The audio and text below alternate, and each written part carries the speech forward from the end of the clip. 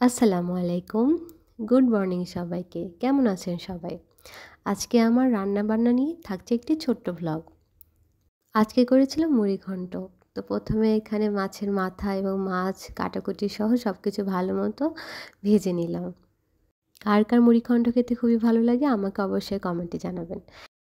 আর এদিকে সিদ্ধ করে নিচ্ছিলাম ভেজে রাখা মুগ ডাল, সাথে দিয়েছিলাম ছোট, ছোট জাম আলু সিদ্ধ করে রাখা সেটা।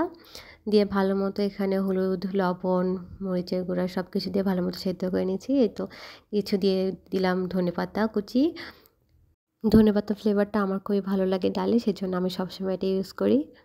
কড়াইয়ে পেঁয়াজ রসুন ভেজে নিলাম। এটা একটু লাল, লাল হয়ে আসলে দিয়ে দেবো আমি তেজপাতা, তারপরে হচ্ছে দারুচিনি, এলাচ এগুলো।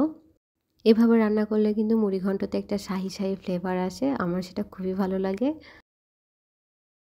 এই সমস্ত কিছু একদম বাদামি করে ভেজে নিলাম। এখানে কিন্তু আরও উপকরণ দেওয়া বাকি আছে। জানতে হলে পুরো ভিডিওটা স্কিপ না করে দেখতে থাকুন। এরপর দিয়ে দিলাম ভেঙে রাখা লাল রঙের শুকনো মরিচ।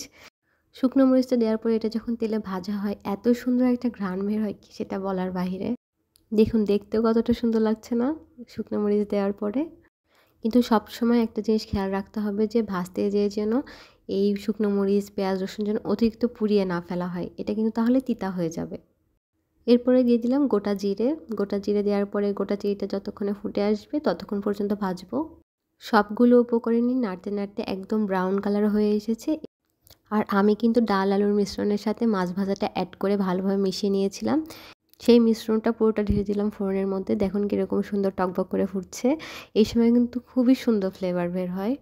আর মাছের মাথাটা কিন্তু আমি ভাঙিনি, এটা আস্তই দিয়েছি। এটা খেতে আমার অনেক ভালো লাগে। ঘিলুটা যখন বিশেষ করে খাই অনেক তৃপ্তি পাই আমি। পুরোটা ডালি আমি ঢেলে দিলাম। ঢেলে দেওয়ার পরে খুব সুন্দর মতো মিশিয়ে নিলাম। আর একদম লাস্টে ছিটিয়ে দিলাম গরম মশলার গুঁড়ো। তো তৈরি হয়ে গেল আমার আজকের মুড়িঘণ্ট রান্না। এটা ভাতের সাথে খেতে যেমন মজা লাগে তেমনি এটা রুটি বা পরোটা দিয়েও খেতেও কিন্তু অনেক ভালো লাগে। কে, কে রুটি বা পরোটা দিয়ে মুড়িঘণ্ট ট্রাই করেছেন অবশ্যই আমাকে কমেন্ট করে জানাবেন।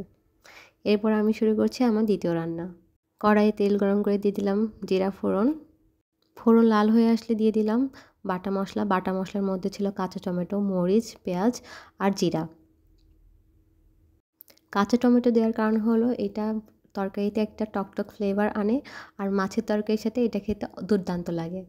আর আজকে আমি রান্না করছি শিলন মাছের ঝোল, যেখানে টমেটোটা আস্ত দিলে অনেক সময় অনেকে খেতে পছন্দ করে না, সেজন্য আমি এভাবে বেটে দিয়েছি। মশলাটা ভালো মতো ভেজে নিয়ে এখানে দিয়ে দিলাম হলুদের গুঁড়া, লবণ। এবার ভালো মতো কষাতে থাকবো যতক্ষণ না তেল উঠে আসে। আর আমি যেহেতু খুবই অল্প পরিমাণে তেলে রান্না করছি সেহেতু এখানে আমি বারে বারে পানি দিয়ে ভালো মতো কষিয়ে নিব। ভালো মতো কষানোর কারণ হচ্ছে এখানে যেন কাঁচা টমেটো বা কোনো পেঁয়াজ বা জিরার যেন কাঁচা ফ্লেভারটা না থাকে।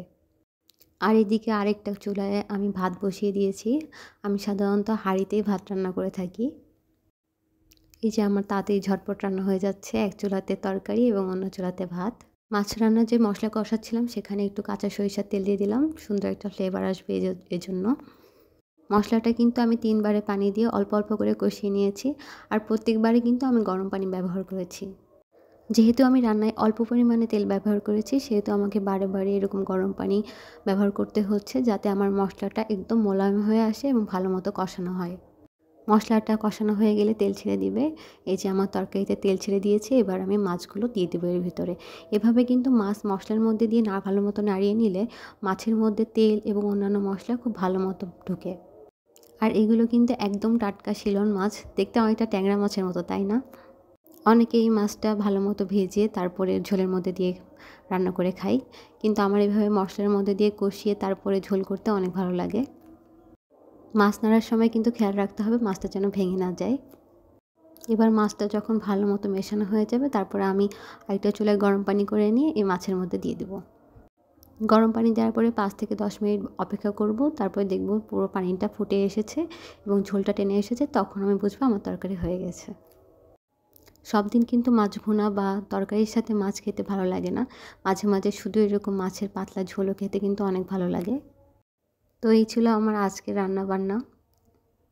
সবাই ভালো থাকবেন, সুস্থ থাকবেন। আল্লাহ হাফেজ।